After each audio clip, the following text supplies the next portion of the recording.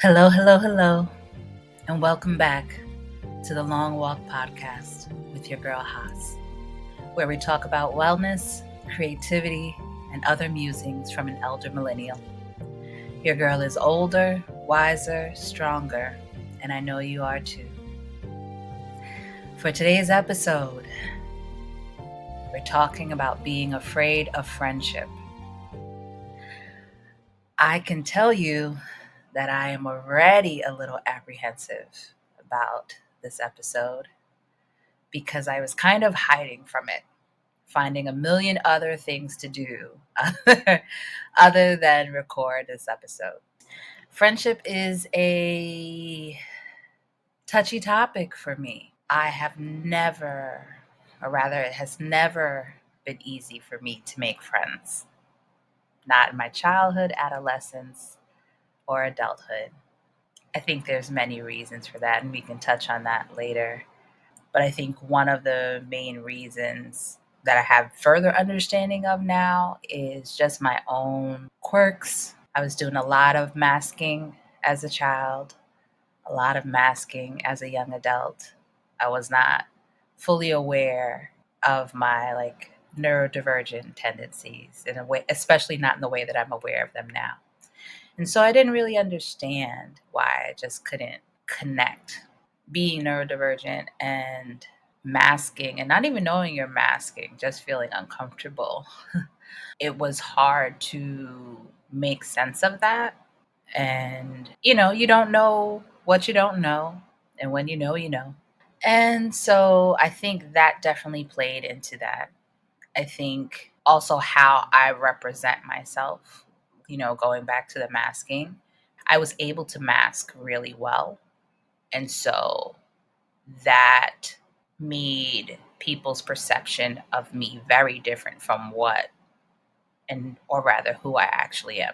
So it's so funny because this one I'm like really nervous about it. It's a very touchy topic for me, and I can feel my chest beating a little more than I expected it to. But you know what? We're going to power through, and we're powering through because I think there's some good stuff on the other side. So back to what I was saying. It's never been easy for me to make friends. I've always had many, many, many acquaintances, but very few people I would call friend. I was very often someone's friend or someone's best friend, but they were not mine. And they were not mine for many reasons because there wasn't ever balance, I think, or reciprocity in those relationships, which made it tough for me. I was very much the person you pile on all your issues with, but kind of don't ask them how they're doing.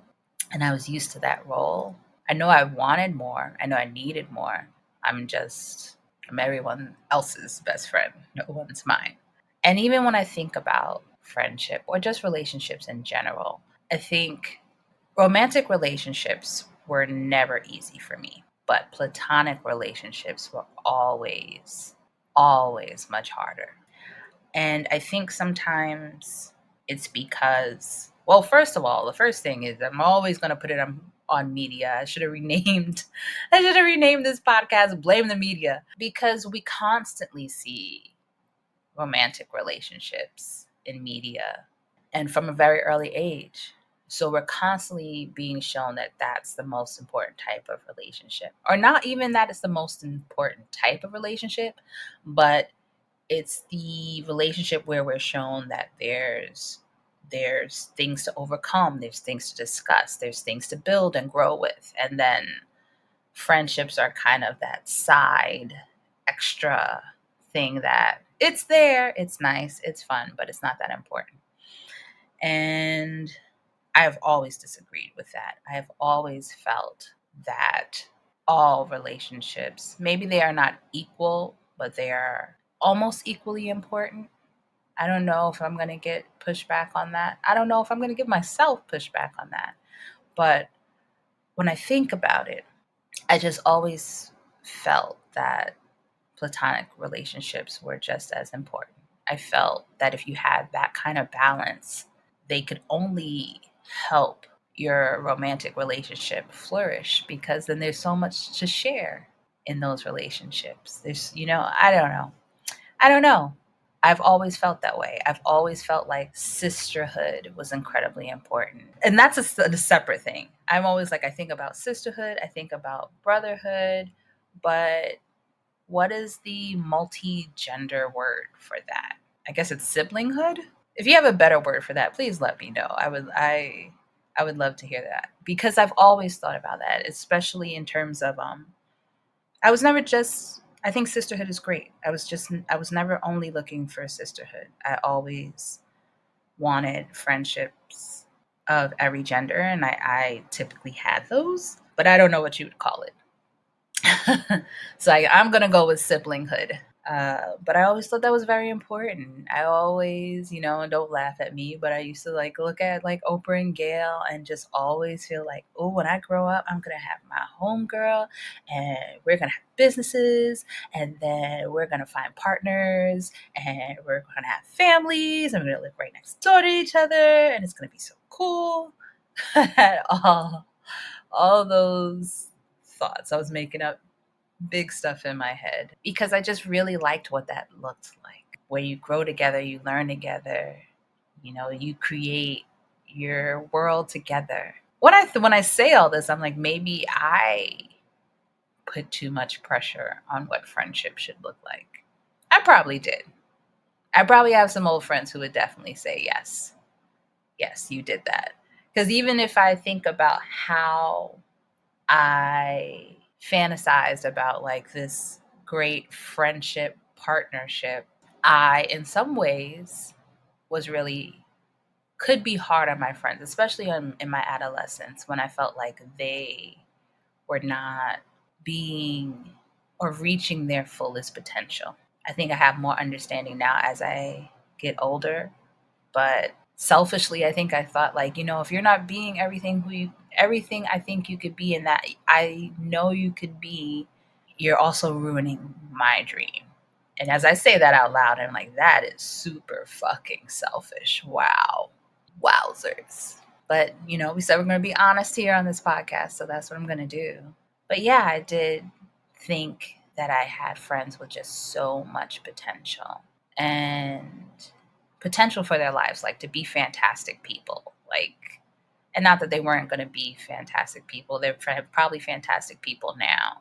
But I was very career driven, very ambitious, and so I was like, yeah, we're gonna have all these businesses. We're gonna be so cool. We're gonna own a studio. We're gonna do all these things. I had all these thoughts, and I don't even know if they weren't even specific thoughts. It was just me and them being successful and high fiving and saying how cool we are. So, you're a kid. You think a lot of things, and those thoughts that you have are way more simple than when you grow up and actually have to live it. So you learn. And I learned. Other issues that I've had in friendships, the competition, the competitiveness, being in competitions that I was not aware of, that I did not realize was happening kind of before my eyes. We kind of wow, this must be a really big pain point for me because my body feels so different trying to talk about this. So, whew, deep breath. All right, we're back. There were people that were very close to me that I did not realize until towards the end of our friendship were in some ways in competition with me. And I don't mean that in a way where like, oh, they thought I was so cool, they were trying to be better than me or whatever.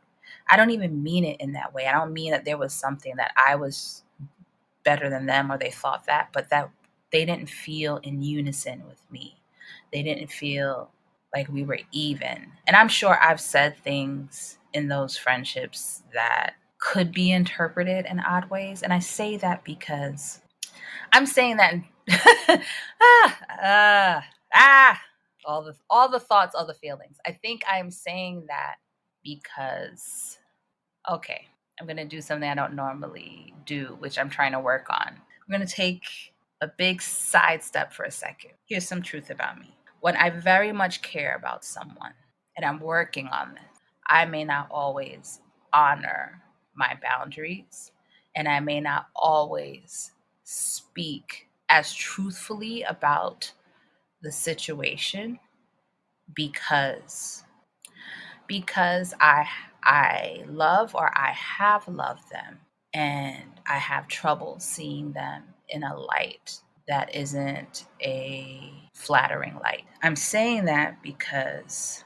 I'm hearing myself about to make myself sound like the bad guy because it's easier than thinking I was close to someone who didn't have my best interests at heart, because that means I made poor choices. So, back to what I was saying, because I'm working on that, and that that topic in that situation is not for here. It's probably for my therapist, and I am working on it.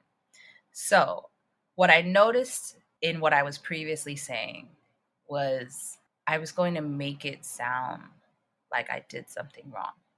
And I'm sure I have, but not specifically to this. When I talk about the competition, there were times when I had said things that I thought were just silly, and we were all saying silly things to like big ourselves up.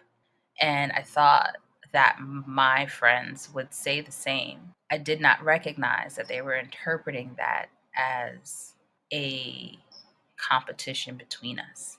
And I never learned that until about the end of our friendship. And it hurt because I would have never said some things had I known that they were being interpreted as a competition between us. And I felt sad about that because, for a couple of reasons, I felt sad because I felt that I thought I was safe and I was not. And I felt sad because I didn't realize that my friend didn't know how much I loved them, and that competition is not on the cards for me with them. And so I felt like there was no way to fix that. I had the feeling of, what else don't I know in this relationship? Because if you can think so poorly of me, what else do you feel? What else have I said that has been misinterpreted? How come this was never brought up? How come I wasn't given an opportunity to fix that? How come we just played along as if everything was fine when you weren't fine? And so it's an odd thing to deal with because it festered for so long. It festered for so long that it didn't feel like it was fixable anymore. And I didn't feel that I was trusted anymore. And not only did I feel that I wasn't trusted, but now I have an understanding that maybe I never was. I think that was the toughest part of these types of friendships or my previous friendships, was it made me almost feel, not feel, it made me begin to have a lack of self trust because it seemed that there was major dissonance between what I was expressing and what was being received. And so that was the first like markings of me feeling afraid in friendships and feeling afraid to deeply connect. I would say also the propensity to feel easily discarded in my platonic relationships, feeling that there was always something someone wanted from me. Once they received that thing, I could be discarded. Again, I'm this kind of person, and I'm sure there are many of you out there that are as well, that once you choose to care about someone or choose to love someone, even platonically, you give of yourself, your time or whatever it is that you choose to give. Or maybe you're the protector, or maybe you're the person, there's always the friend therapist in the group. So you're the person who takes on all the problems. And I apologize separately. I apologize if there's a lot of outside noise for you. It's a beautiful day and I wanted to have the windows open. So I hope it's not too disruptive to you. Anywho, But if you were that type of person, that protector, that carer, or that giver, and sometimes it's not even material things you're giving, sometimes it's just energy. That is a big thing, and maybe another topic I'll have at some other time about energy and energy vampires and all that stuff. But I have big energy. I think I've said it before. If not, I'm saying it now. And there are those who have wanted that kind of energy and they get what they need from that and then they move on. And there's no expectation for friendships to last forever. But there also is because some things are for a season, some things are for a short time. But there is also the feeling of being discarded or abandoned.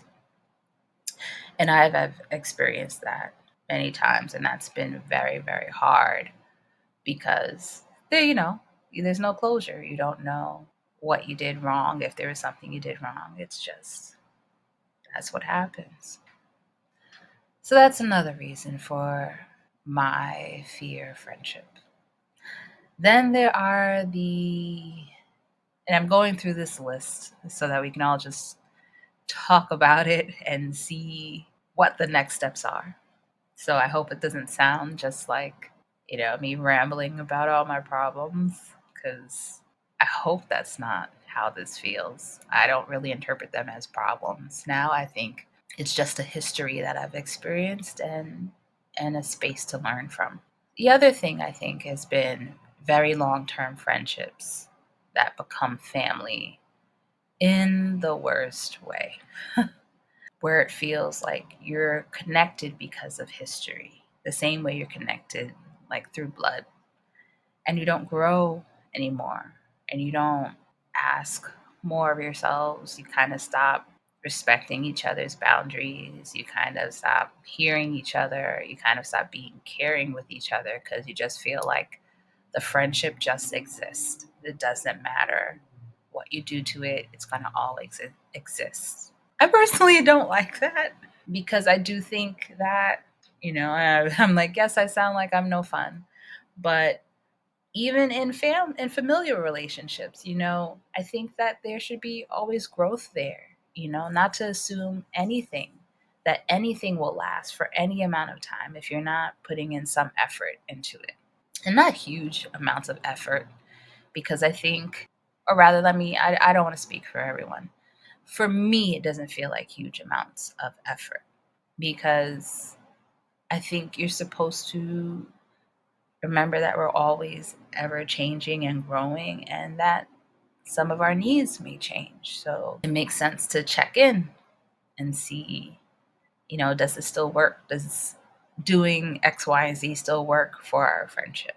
And I've always felt sometimes, I heard that always sometimes, but I have felt often that in my long-term friendships, there wasn't space for growth and checking in and caring because it just feels like it will always be there. And also that you kind of get frozen in time. Let's say we met at 25 and we treat each other like we're still 25, even though so much has happened. There's been so much growth, there's been so much change, and we're not acknowledging those changes in each other. I think that has been tough to experience because also when you bring it up, it can seem like you are pushing against the friendship, almost like you don't want it. And, people don't want you to rock the boat. I've experienced that where I'm like, hey, we should be all, maybe take time to have deeper discussions and stuff. And the pushback I got was kind of rough. I kind of just accepted it, It's just like, because then the choice is that I'd be doing all the work again. I don't want to do that. Then another thing that comes up, there's these unresolved issues that you have within yourself, which lead you to maybe hanging out with the same type of people. You think you're meeting new people, but you're not, because you're not touching on the issues that you are internally dealing with. And so you're wondering why, how come I keep getting the same kind of like shitty friend? Why? And it's because you got to deal with that stuff internally. And so that once you do that, you can navigate your external relationships differently. I know that that has been a bit of a learning curve for me. I'm working on that. So now, like those are all the reasons I have felt very afraid to build new friendships, platonic relationships in my adulthood. And I know it's necessary for me. I know that I want that. But then you have all the other things, how much effort do you want to put into that? Because these things require effort. I think we're not really honest about that. The same way earlier when I said, I don't think it's a lot of effort, it may be a little effort for me, but a lot for someone else. Like me having deep discussions with my friends is not a lot of effort for me. Me going out everywhere with my friends is a lot of effort for me. Everybody's edge is different. Everyone's edge is different. So there's that aspect. And you have to consider that too. But you still want what you want because I think friendship is important. I think community is important. So it's really about navigating how to get your needs met and still be you and still not burn out from trying, not doing things that aren't aligned with who you are, because ultimately we want friends that are in alignment with our own values. And so if you do all the things, if you're someone who's a homebody and you're out every single night, you might pick up some friends that don't match your need to be a homebody. That being said, you don't get friends through osmosis. So you gotta do a little something.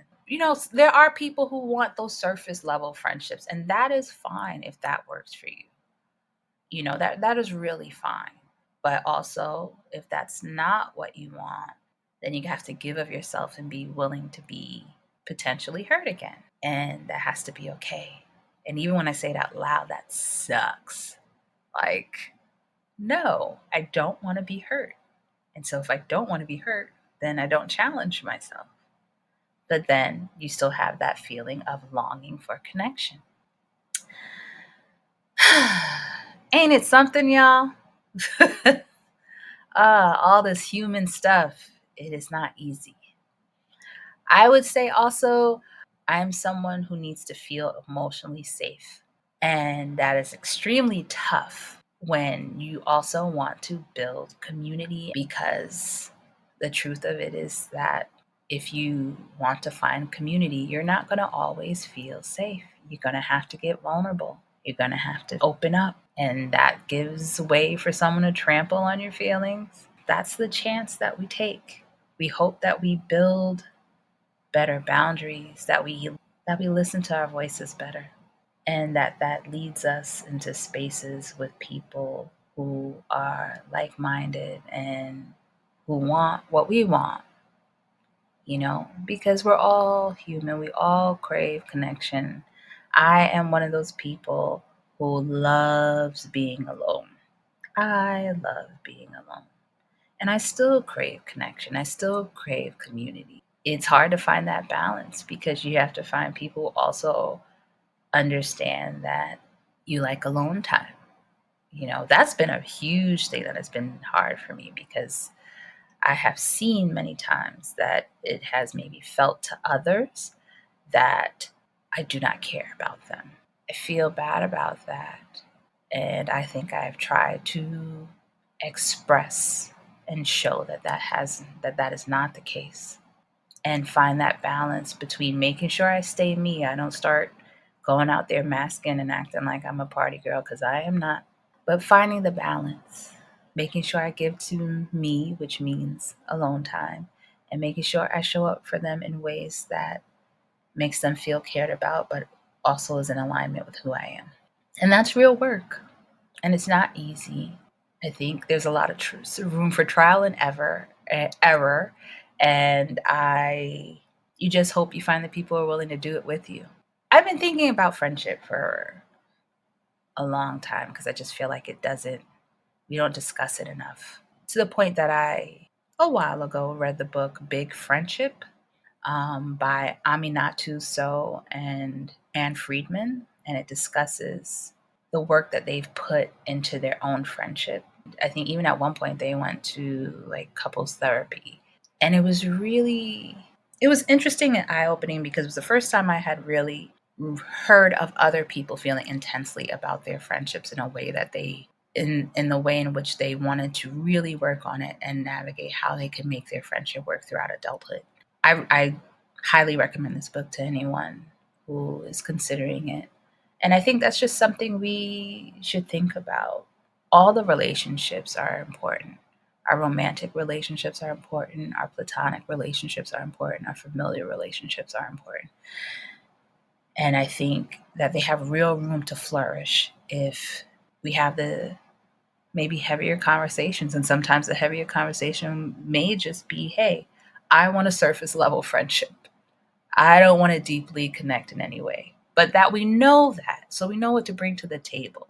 Or maybe it's, I really want a deep siblinghood friendship that we go arm in arm and we are just here for each other and our families and all that good stuff. So that that surface level relationship wanting person understands that and says, hey, that's not for me. I think it's okay to have the conversations. And I think if we have the conversations, there's potential for a lot less hurt feelings. There's potential for deeper connection. And there's potential for real community. That's where I'm at. I think I personally am I can't say I'm going to stop tomorrow and stop being afraid of making friends. I think I'm just going to be afraid and still try.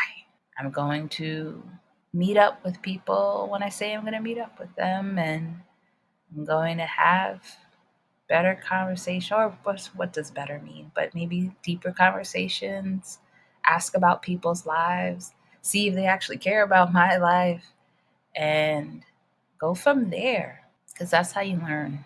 That's how you learn. That's where I'm at. I'd love to hear your thoughts, y'all.